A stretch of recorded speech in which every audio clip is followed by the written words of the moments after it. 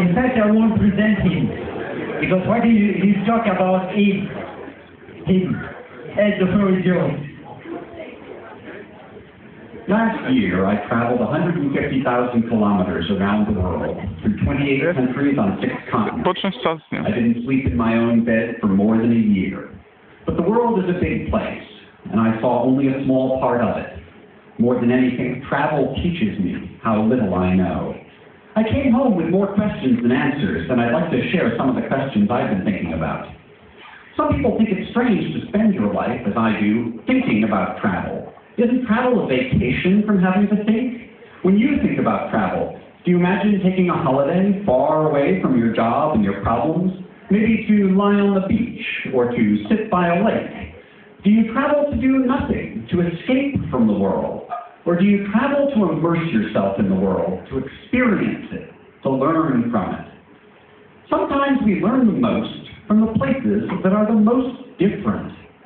They show us ways to do things that we never imagined were part of the possible menu of human abilities. But do we understand enough to learn from places that are so different from what we are accustomed to? People from poor countries also travel long distances. How many months do you have to work as a dishwasher in Dubai or as a nanny in New York, caring for other people's children, to earn enough to pay for a trip to see your own children, who you've been paying some even poorer person to care for back home in the Philippines? And what's left of the trip after we get home? We bring home souvenirs, and we take photos to remember the trip. But do the photos become our memories? Do we remember the places and times that we didn't take photos, and the things that we didn't buy to bring home? And when someone gets back from a trip, why do we ask, can you show me your photos? Why don't we say, sing me a song that sounds like what you heard, or cook me a meal that tastes and smells like what you ate in that place that you went to? Travel is cheaper and easier than ever in history, aided by a safety net of technology. In the middle of nowhere, we can't get lost. Our GPS tells us our coordinates, but does it really tell us where we are, what this place is, or what it means? The web of technology that facilitates our travel also creates a web of electronic traces, a virtual mirror of our movements. Our passports have RFID chips, radio transponders, with a globally unique identification number that enables anyone within range to track our movements and log our passage. Those electronic traces map not just our movements, but our relationships with other people. If the two of us entered a subte station in Buenos Aires together, that might be a coincidence. But if we board the same Star ferry together in Hong Kong 9 months later, will social network analysis conclude that we're friends, or that we're part of a plot? Or will it merely link our travel dossiers together for life? We take away photos, memories, and souvenirs, but we rarely think about what traces, both tangible and virtual, we leave behind. Is that because most people never see the records that governments and travel companies keep about us, like this airline PNR? Government agencies have embedded themselves deeply in the infrastructure of the travel industry. In a situation like this, can we even tell whether it is governments or corporations who are recording our movements and deciding whether or not to give us permission to travel? The price of long-term travel is at its all-time low. 50 years ago, air travel was only for the ultra-rich. The cheapest plane ticket across the Atlantic cost the equivalent of what a ticket on the Concorde would later cost.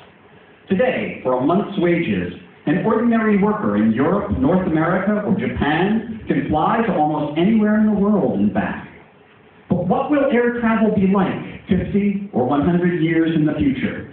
Do oil depletion and global warming mean that our ability to travel the world is also at its all-time high? Has air travel already passed its peak? There are many types of airplanes, but all of them are powered by petroleum. There is no renewable, sustainable, low-impact, or green airplane on the horizon. When the oil runs out, the era of air travel will end. What will that mean for the future of travel? Flying to Australia, even on a full plane, my companion and I used as much oil as if we had driven the whole 10,000-kilometer distance from America by car. And airplanes release carbon dioxide into the upper atmosphere, where its effect on global warming is much greater than for automobile exhaust at ground level. On land, there are alternatives.